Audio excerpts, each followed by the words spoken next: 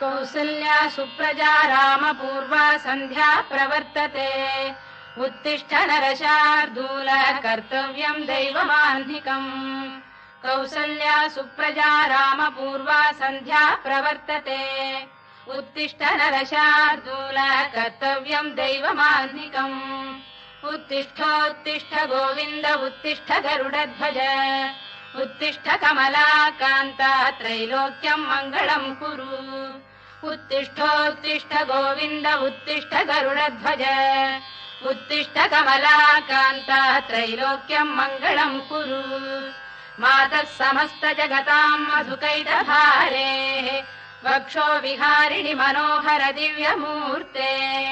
श्रीस्वामि निःश्रित जनप्रियदानशीले श्रीवेङ्कटेश दयिते तव सुप्रभातम् मातः समस्त जगताम् मधुकैटभारेः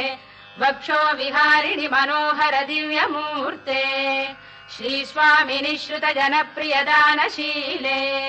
श्रीवेङ्कटेश दयिते तव सुप्रभातम्